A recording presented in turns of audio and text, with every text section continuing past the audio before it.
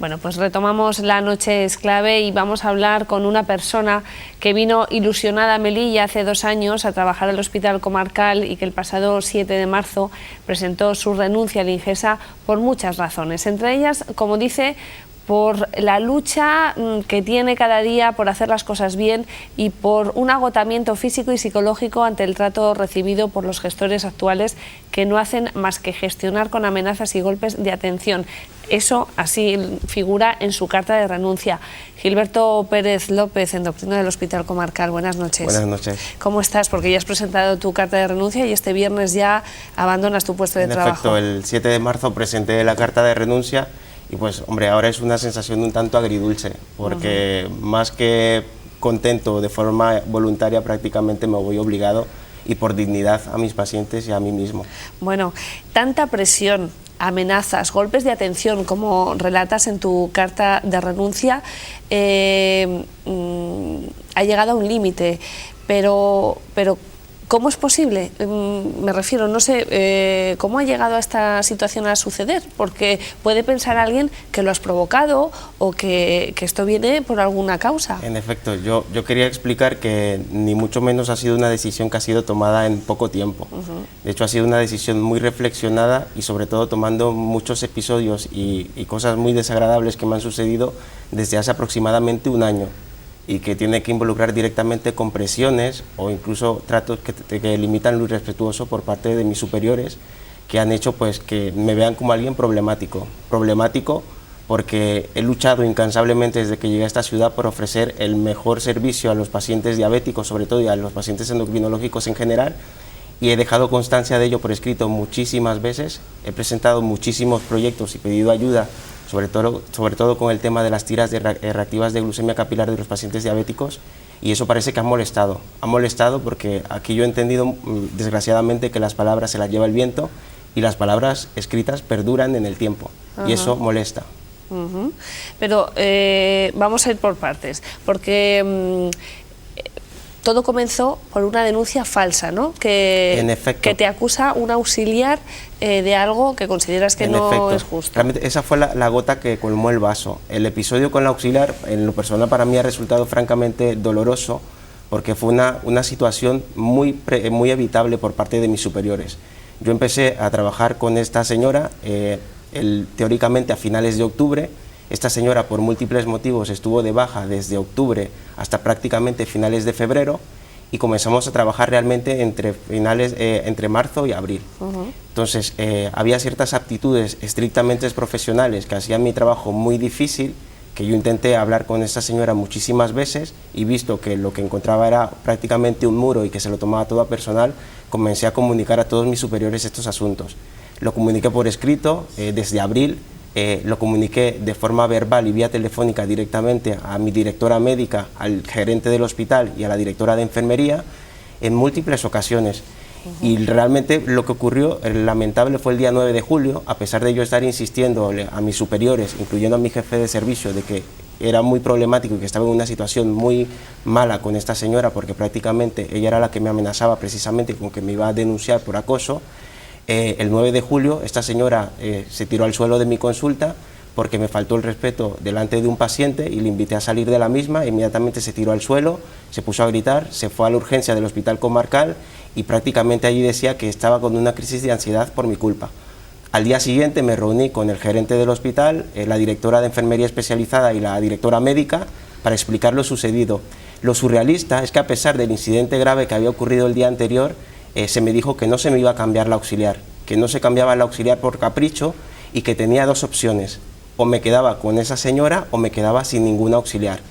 Y de hecho me quedé sin auxiliar. Fui el único médico, creo, que ha estado sin auxiliar de enfermería en la consulta desde el 10 de julio hasta el 30 de septiembre, que se me envió otra auxiliar. Porque vamos a matizar una cosa: eres el único endocrino de adultos de Melilla. ¿Cuántos pacientes atiendes? De media, yo paso consultas de lunes a viernes y veo una media de entre 25 a 30 pacientes. Al mes aproximadamente son 600 pacientes que veo en la consulta. Que no es poco, y encima sin auxiliar. Y además, aparte, me encargo de la actividad hospitalaria también. Por terminar este asunto, ¿en qué quedó esa denuncia? Esa denuncia, pues como la verdad siempre sale adelante, pues se probó que no había ningún dato que confirmara la historia de esta señora y se archivó. y se archivó, y de hecho se archivó precisamente por las pruebas que aporté, que eran las cartas que había enviado a mis superiores durante todo ese tiempo, donde decía que iba a tener problemas con esta señora y algunos otros inconvenientes que había tenido. Es más, el asunto este, incluso como yo había notado ciertas irregularidades, porque el INGESA tiene un protocolo justo para prevenir el acoso laboral y el conflicto de los empleados en el trabajo, y claramente dice que los superiores deben estar formados para evitar estos conflictos y que inmediatamente, si tienen conocimiento de algo, deben atajar esa situación. Yo comuniqué todas estas irregularidades a la jefatura de inspección del INGESA en Melilla a finales de octubre, y a día de hoy no se me ha contestado sobre los inconvenientes y las irregularidades que desde mi punto de vista se cometieron con mi expediente. Bueno, ese es uno de los temas que han ido, como decías, colmando un vaso, pero que se añaden otros, como dices en tu carta de renuncia, en los que, bueno, te acusan tus superiores de, y voy a leer textualmente, problemático, paternalista, prepotente, de no haber comprendido la filosofía de trabajo de Melilla y pasar de los pacientes y de sus problemas. ¿Cómo se llega a esto? ¿Por qué te dicen esto? En efecto, hay que empezar analizando la situación de la diabetes y de la endocrinología en general en Melilla. O sea, junto con Ceuta, Melilla es una de las ciudades españolas con mayor mortalidad de diabetes y con mayor prevalencia de diabetes.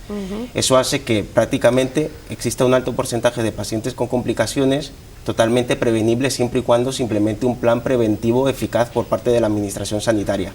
Desde luego, yo me formé en el Ramón y Cajal de Madrid y aprendí una filosofía totalmente preventiva. Y hablamos de prevención, sobre todo con una gestión adecuada de los recursos y, desde luego, desde el punto de vista económico, nada cara y los resultados realmente eficaces. Presenté muchísimos proyectos, expresé y comuniqué las grandes dificultades que tenían los pacientes diabéticos, sobre todo con el tema de las agujas y las tiras reactivas.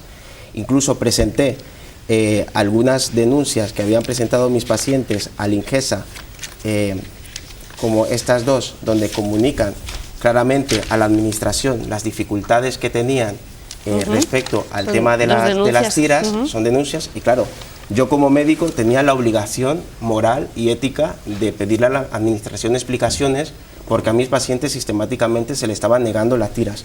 Máxime cuando el director territorial de esta ciudad, cuando inmediatamente cogió el mando de la Administración Sanitaria, se comprometió públicamente al reunirse con el presidente de la Asociación de Diabéticos de Melilla, que iba a hacer un estudio, iba a analizar y buscar soluciones para las enormes dificultades que tenían los pacientes. Eso fue en el 2012. Estamos a marzo de 2014 y los pacientes diabéticos siguen teniendo las mismas dificultades, y a día de hoy seguimos sin ver los resultados del estudio de las necesidades de tiras de los pacientes diabéticos. ¿Eso ha empeorado su situación? En efecto, los pacientes prácticamente, viendo las dificultades, a quien acuden es a mí, y de hecho acuden porque yo tengo que velar por el cumplimiento de mis órdenes médicas. Continuamente comencé a presentar cartas pidiendo explicaciones, expresando las grandes problemáticas. Precisamente por eso, incluso junto con mi enfermera educadora, llegamos a presentar con fecha julio de 2012 una propuesta sobre cómo íbamos a realmente protocolizar el tema de las tiras reactivas de glucemia capilar. Lo dejé en varios despachos de mis jefes y debe estar lleno de polvo, porque a día de hoy tampoco se me ha dado respuesta. Es más, nosotros nos planteamos un plan o un programa de educación diabetológica tanto para el personal sanitario como para nuestros pacientes. Esos proyectos se presentaron también en julio del 2012 y siguen sin respuesta. También incluso presenté junto con mi enfermera un proyecto muy importante, que fue el tema de la protocolización del manejo de la diabetes en el paciente ingresado. O sea, en todos los centros hospitalarios a nivel español se conoce claramente que un paciente que lleva durante el ingreso el control de la glucemia mal es un paciente, su ingreso es más prolongado y por tanto el gasto sanitario es mayor. Claro. Todavía tampoco se me ha contestado. Claro, uno ve que los problemas siguen, que la problemática es evidente y como un profesional uno presiona. El punto de inflexión llegó con una carta que envié el 14 de febrero. El 14 de febrero, como consta en esta nota, enviada por registro al hospital, expresé todas las problemáticas que tenía. Primero, el tema de la presión asistencial en la consulta. La presión asistencial en la consulta, porque hay muchísimos pacientes y pacientes muy malos y pacientes con diabetes muy complejas y muy lábiles que hay que ver con regularidad justo para prevenir que ingresen y que tengan complicaciones de la enfermedad. hablé sobre todo del tema de las tiras reactivas y sobre todo también comenté la falta de tiempo, porque evidentemente si tengo una alta presión asistencial no tenía tiempo suficiente para el tema administrativo. Para mi sorpresa, el 5 de marzo me mandan una carta de gerencia donde se me cita para tratar asuntos de su especialidad. De hecho, la carta la firmaba el gerente actual, que es Pedro Villarruel, sí, donde prácticamente el doctor Villarruel lo que me decía era que me citaba para hablar de estos asuntos. La verdad que yo, de inocente, fui a la reunión y cuando llego a la reunión aquella me encuentro con mi jefe de servicio, me encuentro con el director médico, el coordinador de atención, médico de atención primaria, con la directora de enfermería de primaria, con la directora médica y el gerente. Y para mi sorpresa, el asunto era no para tratar de solucionar el problema con las tiras reactivas de glucemia, no. El asunto era porque me exigían que le pidiera disculpas a una señora que es la que da las tiras en un centro de salud, que resultó ser la mujer de alguien. Claro, ¿y por qué tenías que pedir disculpas? Precisamente porque, claro, yo había notificado que sistemáticamente desde ese centro de salud mis pacientes tenían problemas para la adquisición de tiras. Entonces hay un asunto legal que es importantísimo. Las auxiliares de enfermería, desde el punto legal, no pueden pautar ni dar recomendaciones a ningún paciente. Si yo, como endocrinólogo, médico especialista en diabetes, considero que mi paciente necesita hacerse 4 o 3 controles de azúcar al día, no puede nadie decirle a los pacientes lo contrario. Entonces, sistemáticamente desde ese centro de salud, los pacientes venían contándome: doctor, es que usted me ha mandado 3 controles y voy a ese centro de salud y la señora tal me dice pues que por qué me voy a hacer tantos controles, que necesito solamente 1.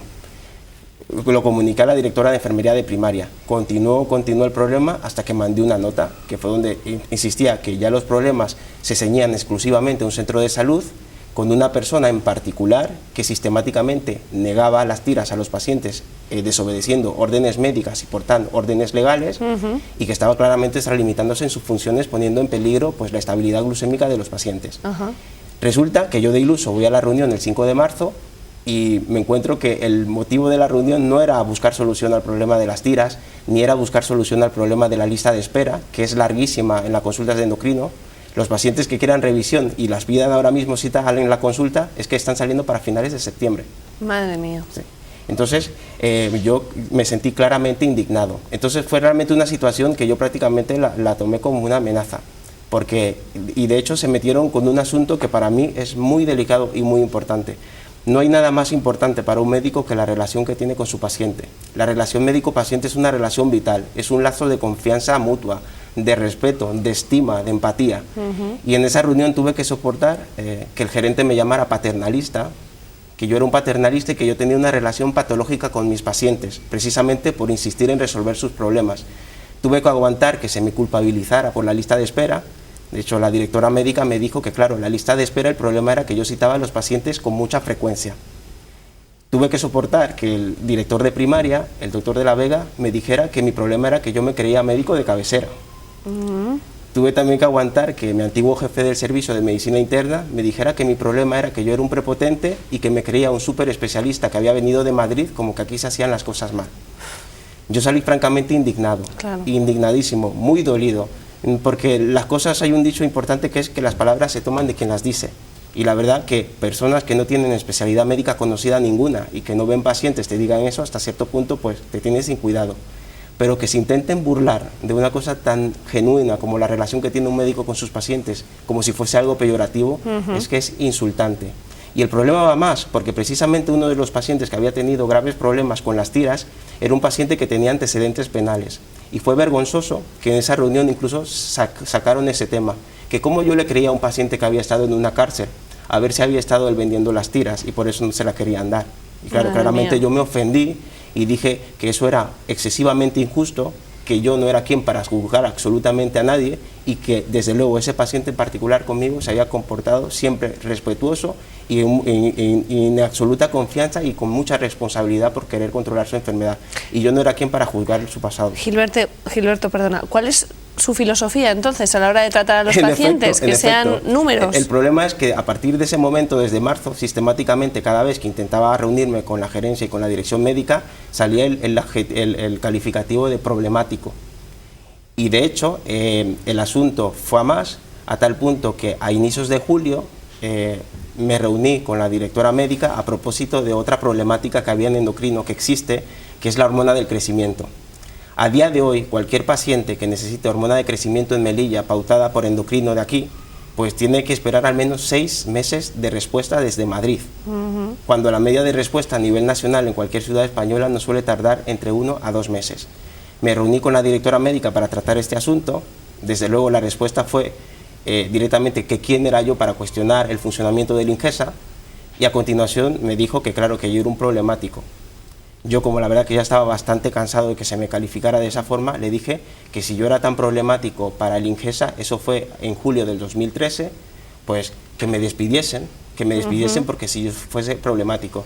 Y la verdad que me sentí muy indignado porque en un tono muy burlesco la directora médica me dijo que yo no le iba a robar el sueño y que allí estaba la puerta y que me podía ir cuando quisiera. Tuve que tragar ni siquiera por mí, por mis pacientes, porque cualquier persona que se le diga eso, que se le invite a salir como si no fuese ni importancia, algo sin importancia, pues eso duele. Y no duele siquiera porque uno se crea imprescindible, porque nadie es imprescindible, pero duele desde el punto de vista porque así es la importancia que se le da a que haya especialistas en esta ciudad. Has dicho que has trabajado en otros hospitales, entre otros el Hospital Ramón y Cajal de Madrid. ¿Tú no has visto ni por asomo lo que has visto aquí? Ni por asomo.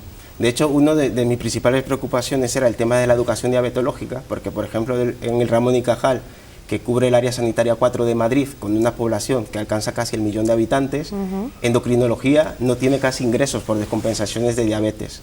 Y resulta que en una ciudad que en ese momento tenía 70.000 habitantes, a cargo de endocrinos se encontraban cerca de 6 ingresos semanales por descompensaciones de la diabetes. Eso dice mucho de cómo es la situación sanitaria del diabético.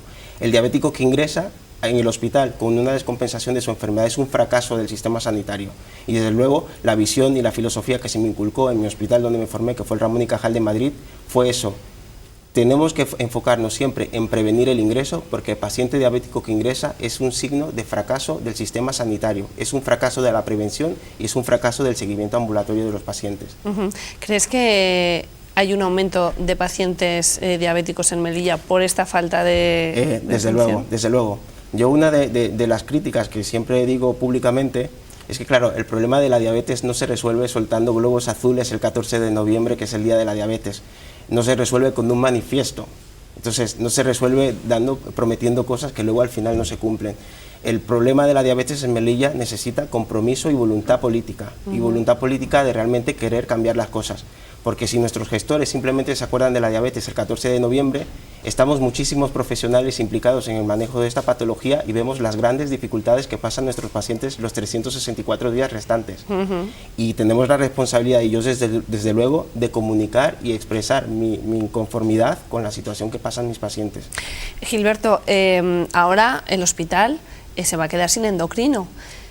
¿Han dado alguna explicación o luego, te han comunicado desgraciadamente algo? Lo desconozco, porque debo de verdad informar que a pesar de que yo comuniqué que iba a dejar de trabajar el 28 de marzo, lo comuniqué el 7 de marzo, no se me ha llamado del Ingesa para nada.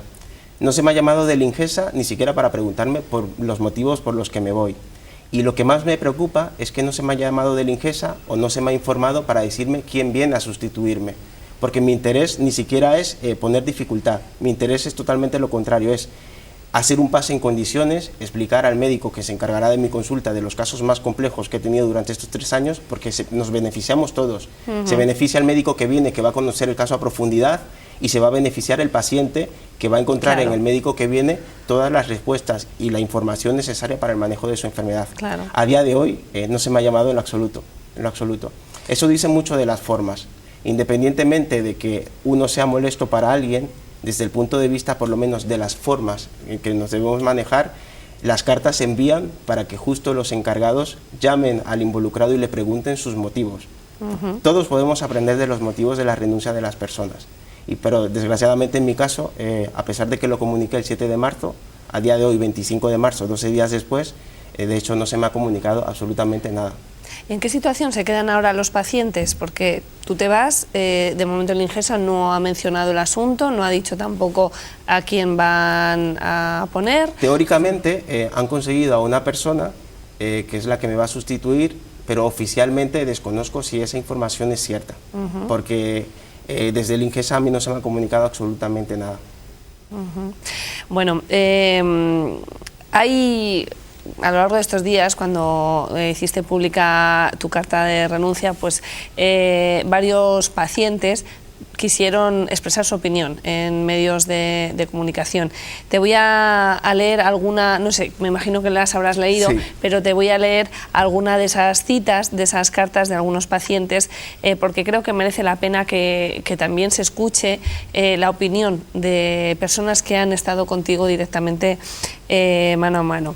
Dice, por ejemplo, el lunes, un paciente tuyo, Manuel da Pena, decía: yo como diabético sé lo que nos perdemos al desperdiciar tus atenciones, consejos y tratamientos. Ellos, los que han conseguido tu adiós, quizá estén contentos, pero ellos no son diabéticos ni saben de esa maldita y silenciosa enfermedad, y si lo saben no les importa, tampoco les importamos nosotros. Esto es lo que decía Manuel da Pena. Otra persona, Celia Bueno, una compañera tuya de profesión, decía: querida amigo y compañero, me apena profundamente tu marcha de Melilla. Conozco la ilusión que pusiste en tu labor profesional, tu entusiasmo, tu preocupación por los pacientes de Melilla. Los que compartimos a nivel profesional me han hablado de tu humanidad, tus conocimientos, tu trato, tus consejos y tu cariño hacia ellos. Mis pacientes, los asignados a mi cupo, vistos que han tenido la inmensa suerte de ser vistos por ti, están tristes, sienten tu marcha y yo también.